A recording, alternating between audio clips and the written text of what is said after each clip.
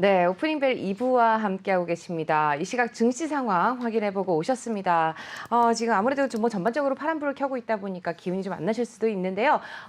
이럴 때 좀 기운이 나실 수 있도록 좋은 내용 또 준비해봤습니다. 오늘 한마식 전문가님이 자리를 조금 비우신 관계로 저희가 금요일까지 좀 특별한 자리를 좀 준비해봤는데요. 도움 말씀 위해서 장유진 캐스터 바로 옆자리로 이동해 주셨습니다. 어서 오세요. 네, 안녕하세요. 네. 이쪽으로 또 같이 앉으니까 너무 좋네요. 맞습니다. 네. 1부에서는 서서 있었는데 2부에서는 앉아서 또 진행을 좀 하고 있습니다. 저희 또 2부에서는 기업은 공시를 싣고 예전에 저희가 장연구소를 만들기 전에 했던 코너가 있습니다. 기업은 공시를 싣고 그리고 리포트 줍줍이라는 코너를 함께 진행을 좀 했었잖아요. 맞습니다. 그때 당시가 바로 9월 10일이었습니다. 금요일이었는데 저희가 9월 9일 날 나왔던 애널리스트들의 목표 주가와 또 의견을 근거로 해서 좀 소개를 해드렸던 종목들이 있습니다. 그 종목들이 어떻게 됐는지 함께 흐름을 좀 먼저 살펴본 후에 바로 기업은 공시를 싣고 코너 바로 이어가도록 하겠습니다. 그때 당시 저희가 소개해드렸던 종목이 바로 서울 옥션입니다. 9월 10일 날 소개해드렸던 종목이고요. 서울 옥션 확인을 해보도록 하겠습니다. 지금 주가 추이 그 당시에 종가는 9월 9일 종가 기준으로 18,700원에 들어갔고요. 저희가 소개해드린 9월 10일 날 시작했던 날 종가로는 19,300원에 종가 형성했습니다. 현재 서울 옥션 주가 전일 대비 1.97% 상승하면서 28,450원 선에서 거래가 되고 있습니다. 그때 당시 저희가 소개해드렸을 때 리포트 줍줍에서 소개해드렸을 당시의 가격보다 10,000원 정도 더 올라간 상태로 가격으로 치면 아니면 퍼센티지로 치면은 2달 반 만에 거의 53%가 상승을 했습니다. 1년 동안 은행 이자율을 따진다고 하면 사실 주식만큼 좋은 흐름을 가져가는 것도 없을 것 같은데요. 이 밖에도 또 더존 비즈온도 마찬가지로 그때 당시에 9월 9일 종가 형성했던 게 98,200원이었습니다. 저희 리포트 줍줍에서 소개해드렸던 종목이고요. 더존 비즈온 현재는 좀 많이 빠지고 있습니다. 이슈가 있기 때문이겠죠. 9월 10일 날 94,000원으로 다시 빠지는 날 저희가 소개를 해드렸는데 94,000원에 종가 형성하면서 정말 단기적으로 2주도 안 되는 상황에서 9월 23일 날 108,000원에 종가 형성하면서 굉장히 좋은 흐름을 가져왔던 더존 비즈온 현재로서는 지금 오늘 8.83% 전일 대비 8.83% 하락하면서 88,800원에서 거래가 되고 있습니다.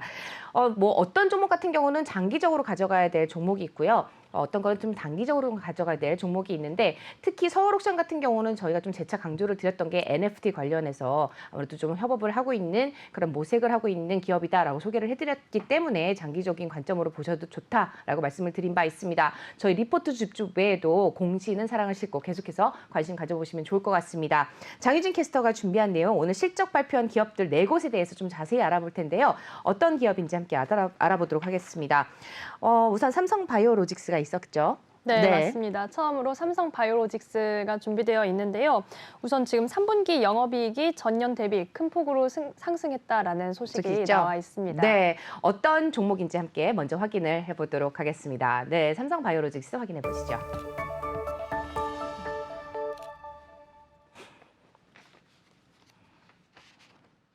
네, 첫 번째 사연 삼성바이오로직스입니다. 기업 실적 발표가 되었고요. 삼성바이오로직스 3분기 영업이익으로 1,674억 원을 기록을 했다고 공시를 했습니다. 전년 동기 대비해서 196.1% 증가한 수치라고 하는데 3분기 실적이 굉장히 눈에 띄게 성장을 했죠? 맞습니다. 삼성바이오로직스가 올해 3분기 매출로는 4,507억 원, 그리고 영업이익이 1,674억 원을 기록했다라고 이렇게 어제 공시를 통해서 밝혔습니다. 2분기 연속해서 분기 최대 실적을 경신하고 있는 흐름인데요.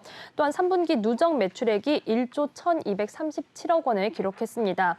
지난해 연간 매출액 수준의 실적을 한 분기 앞당겨서 달성했다는 점이 또한 투자자들의 관심을 모으고 있는 상황입니다. 네, 말씀 잘 들었습니다. 이렇게 매우 매출이 증가한 데는 아무래도 코로나19의 영향이 컸다 이렇게 봐도 될까요? 맞습니다. 아무래도 코로나19 치료제 등 이런 신규 제품을 좀 수주를 하면서 3공장의 가동률이 상승한 영향이 컸습니다. 또한 올해 3분기에만 로슈와 MSD 등 글로벌 제약사들과의 위탁 생산 CMO 계약을 체결하면서 누적 수주 금액 역시 71억 달러를 돌파했다라고 소식을 밝혀왔습니다. 또한 어제 나온 소식들도 있었는데 모더나 백신 관련 관련 소식들이 좀 나와 있었죠. 맞아요. 그거 여쭤보려고 했어요. 안 그래도 원래 삼성 바이오로직스 하면은 모더나 이 얘기를 빠지는 빼놓을 수가 없는데 어제였습니다. 모더나 백신이 국내에 풀린다라는 소식 계속해서 전해드린 바가 있습니다. 근데 어제 나왔죠, 그게? 맞습니다. 어제 딱 밝혀진 소식인데요. 정부와 정치권에 따르면 식품의약품안전처가 삼성 바이오로직스에서 생산한 그 국내 생산 모더나 코로나19 백신에 대해서 긴급 사용 승인을 내렸습니다. 이게 뭐 모더나 백신에 대해서 승인을 내리면 어디에서 생산했든지 다 쓸 수 있다 이런 게 또 아니더라고요. 지금까지 승인을 받았던 것은 유럽에서 제조된 제품이었는데 이번에 삼성 바이오로직스 그리고 국내 생산 제품에 대해서도 실제로 사용을 할 수 있다라고 승인을 내서 더욱더 의미 있게 여겨지고 있습니다. 여기에 어제 시장에서 관련 종목들이 함께 상승하는 그런 흐름을 가져가기도 했는데요. 또한 지금 이 제조소가 다르기 때문에 식약처에서 GMP 심사 및 허가가 필요한 상황이었습니다. 네. 지금 또 관련한 삼성 바이오로직스와 관련한 소식 또 장유진 캐스터가 잘 준비를 해주셨습니다. 이런 소식들이 전해지면서 어제 바로 관련 종목들의 움직임들도 좀 보여줬는데 앞으로 국내 도입이 본격화된 이후에도 뭐 관련 종목들의 추이를 지켜봐야 되겠습니다. 이어서 바로 다음 종목 어떤 기업인지 함께 확인해 보겠습니다.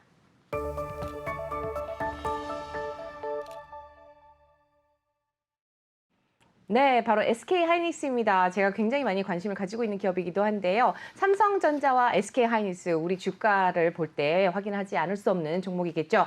네, 바로 그렇습니다. SK하이닉스 역시 실적을 발표를 했는데 분기 최대 매출을 기록을 했죠. 맞습니다. 네. 이번에 좀 이 소식이 SK하이닉스 투자자들에게는 확실히 좀 환영받을 만한 그런 소식이 아닐까라는 생각을 해봅니다. SK하이닉스 3분기 매출 자세히 살펴보시면요. 11조 8,053억 원을 달성했습니다. 이는 전년 동기 대비 45.2% 증가한 수치인데요. 말씀해 주신 것처럼 역시 분기 최대 매출을 달성했습니다. 여기에 영업이익도 굉장히 전년 대비 대폭 증가하는 흐름을 보였습니다. 4조 1,718억 원으로 전년 대비 무려 220%나 증가했다라고 이렇게 실적 보고를 해왔는데요. 2018년 4분기 이후에 2년 반 만에 4조 원대 분기 영업이익을 기록했다는 점도 화제가 되고 있습니다. 어마어마합니다. 이번에 나온 매출 성장의 주 요인이 뭘까요? 네, 아무래도 SK하이닉스는 서버와 그런 스마트폰, 모바일 서버에 들어가는 이런 메모리 반도체 수요가 좀 늘었고요. 또한 제품 가격이 상승한 것이 매출 성장의 주 요인이라고 이렇게 분석을 하고 있습니다. 여기에 10나노급 3세대 D램 그리고 128단 4D 낸드 등 주력 제품의 수요를 높였고요. 또한 동시에 생산 비중을 확대하면서 원가 경쟁력을 개선했다라고 이렇게 분석이 나오고 있습니다. 여기 지금까지 적자가 지속되어 왔던 낸드 사업이 흑자로 전환한 것도 SK하이닉스에는 긍정적으로 영향을 미쳤습니다. 네, 말씀 잘 들었습니다. SK하이닉스의 주가가 10만 원 선 아래때까지 좀 떨어졌다가 바닥을 찍고 반등하는 흐름을 좀 보여주고 있습니다. 10만 원 선을 회복을 하면서 이 다음 주가 어디까지 올라갈 수 있을까 굉장히 많은 기대를 하고 계실 텐데요. 뭐 상승에 대한 기대감들도 있겠지만은 지금 보면 SK하이닉스 오늘입니다. 바로 또 기업 분석이 또 나와줬는데 하나투자증권에서 매수 의견에 대한 애널리스트들의 의견이 나왔습니다. 지금 SK하이닉스 전일 대비 0.98% 상승했네요. 10만 3천 원 선에서 거래가 되고 있고요. 하나투자증권의 애널리스트 이순학 애널리스트가 의견을 내놨습니다.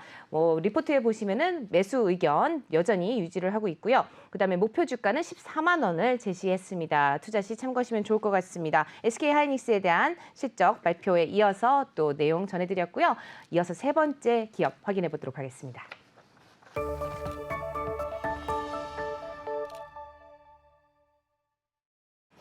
네, 세 번째 사연 바로 현대차입니다. 예전에 제가 연초에 제 친구가 현대차를 샀는데 맨날 저한테 연락이 와서 어떻게 되냐라고 물어본 적이 있었던 기억이 나는데요. 애널리스트들의 또 분석들도 많이 나오고 있습니다. 우선은 현대차가 3분기 영업이익이 1조 6,067억 원을 기록을 했다고 하는데 반도체 사태에도 불구하고 우선은 선방을 했다는 평가도 나오고 있습니다. 근데 하지만 앞으로에 대한 전망 조금 조심스러운 분석이 나오고 있는데 장유진 캐스터 좀 더 자세히 살펴볼까요? 네, 말씀해 주신 것처럼 우선 3분기 연결 기준 영업이익은 1조 6,067억 원을 기록을 했습니다. 전년 동기 대비 흑자 전환에는 성공을 했지만 지난해 3분기에 세타2 엔진 품질 비용 2조 1,000억 원이 반영되면서 3,138억 원의 영업 영업 손실을 기록한 것을 감안하면 조금은 부진한 모습이다라고 분석되기도 합니다. 여기에 우선 같은 기간 매출액은 4.7% 증가한 28조 8,672억 원을 기록을 했는데요. 글로벌 차량용 반도체 공급 부족으로 인해서 아무래도 좀 생산 차질이 있었고 또한 비우호적인 환율 영향에 글로벌 판매는 조금은 생각보다 저조했던 것으로 드러났습니다.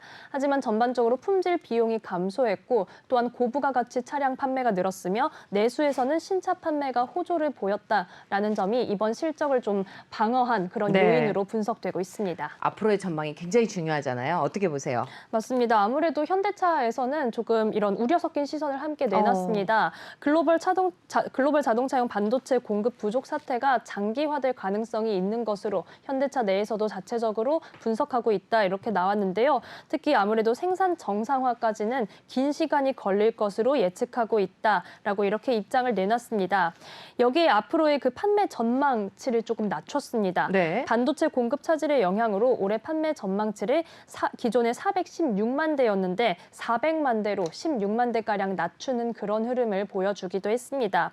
하지만 앞으로 현대차는 이런 위기 속에서도 어떻게 타개할 것인지 전략을 내놓기도 했는데요. 고부가 가치 차종 중심의 믹스 개선을 통해서 점유율을 확대할 것이고 또한 수익성을 방어하는 전략 등으로 유동성 관리 중심 경영에 집중할 계획이다라고 밝혔습니다. 현대차 관련해서는 저희 오프닝벨에서 소식을 전해드릴 때 전기차 시장에서 계속해서 확장을 해나가고 있다. 아이오닉 5 같은 모델이 판매 호조를 이루고 있다. 이런 소식들을 전해드린 바가 있습니다. 또한 제네시스 같은 경우는 그런 고급 브랜드에서 조금 이미지를 확실히 고급화하면서 다져가면서 소비자들에게 좋은 반응을 얻고 있는데요. 현대차가 앞으로 장기적인 이런 문제들을 어떻게 풀어나갈지도 지켜봐야겠습니다. 네, 말씀 잘 들었습니다. 뉴욕 증시 앞서서 저희가 이제 장 연구소를 통해서 전해드리기는 했습니다만은 제너럴 모터스라든지 포드의 실적 발표도 예정이 되어 있는 만큼 또 자동차 관련 주가 장기화되는 공급망 사태 어떻게 극복해 나갈지 계속해서 추이 지켜보시면 좋을 것 같습니다.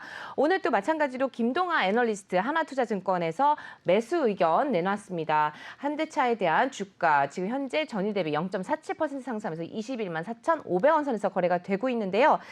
우선은 목표 주가를 30만 원으로 내놓았습니다. 매수 의견 유지를 하고 있고요. 어쨌든 간에 저희가 계속해서 목표 주가까지 갈 수 있는지 여부는 계속해서 장 연구소를 통해서 혹은 저희 오프닝벨을 통해서 전해드리도록 하겠습니다.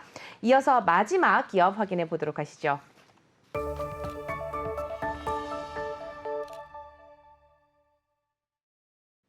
네, 마지막으로 확인해 보실 기업은요, 바로 금융 쪽입니다. 신한지주인데요. 신한금융지주 올해 3분기 영업이익이 전년 대비 9.2%가량 증가를 하면서 1조 6,039억 원을 달성을 했다고 합니다.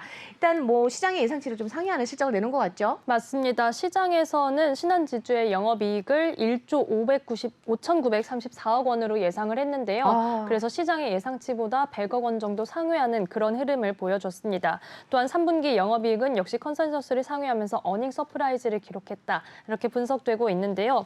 3분기 누적 순이익이 3조 5,594억 원으로 3분기 누적 기준에서는 역대 최고 실적을 기록한 바가 있습니다. 여기에 지금 은행 부문과 비은행 부문을 좀 나누어서 성장세를 살펴볼 텐데요. 은행 부분은 우선 전년 동기 대비 9.3%가량 증가를 했습니다. 그런데 여기에 비은행 부분의 순이익 증가세가 조금 더 거셌습니다. 거의 30% 넘게 탄력을 받는 그런 흐름을 보였는데요. 현재 지금 신한금융지주의 비은행 부문은 신한카드, 그리고 이번에 신한생명과 오렌지라이프를 합병한 신한라이프가 비은행 부문을 차지하고 있습니다. 이 두 기업에서 굉장히 성장세가 강했던 것으로 분석되고 있습니다. 특히 또한 캐피탈과 GIB 부문에서 수익성이 높은 자본시장 부문이 이번에 양호한 실적을 낸 것으로 분석되고 있습니다. 네, 말씀 잘 들었습니다. 이번 3분기에도 분기 배당을 실시하기로 했다는 소식도 있다면서요. 맞습니다. 지금 신한지주가 호실적을 발표를 하면서 이번에도 역시 투자자들에게 분기 배당을 실시하겠다 이렇게 어제 이사회에서 결의를 했고 이 내용을 공시를 했는데요. 아무래도 하지만 코로나19 상황을 감안해서 배당금은 전년 동기 대비 조금 줄어든 그런 금액입니다. 전분기 대비 조금 줄어든 감소한 수치인데요. 전분기에는 주당 300원의 배당금을 배당을 했습니다. 그런데 이번에는 260원, 주당 260원의 배당금이 지급될 예정입니다. 또한 향후 4분기 결산 이사회에서 연간 손익이 확정되면 최종 배당 성향을 결정할 예정이라고 밝혔습니다. 네, 말씀 잘 들었습니다. 저희가 준비한 기업 공시 내용 여기까지입니다. 하지만 여기서 저희가 하나 더 관심을 가져보시면 좋을 종목이 있을 것 같아서 하나 더 말씀을 드리고자 하는데요. 도이치모터스입니다. 하나투자증권, 아까 앞서서 현대차 얘기 말씀을 드리면서 내놓았던 애널리스트들의 의견 중에서 같은 애널리스트입니다. 자동차 관련한 것에 또 전문가신 김동아 애널리스트가 하나투자증권에서 의견을 내놓았는데요. 지금 도이치모터스 전일 대비 1% 정도 상승하면서 7,780원 선에서 지금 거래가 되고 있습니다. 매수 의견을 주었는데 지금 김동아 애널리스트 같은 경우는 목표 주가를 15,000원으로 잡고 있습니다. 3분기 실적이 대외 여건 악화에도 불구하고 양호한 실적이 시현이 되고 있다라는 의견을 좀 주었고요.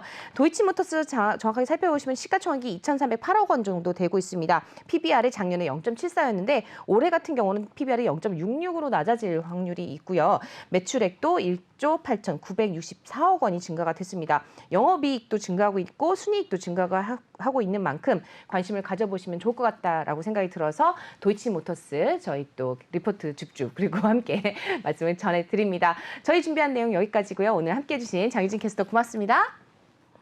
네, 저희는 잠시 후에 다시 돌아오도록 하겠습니다.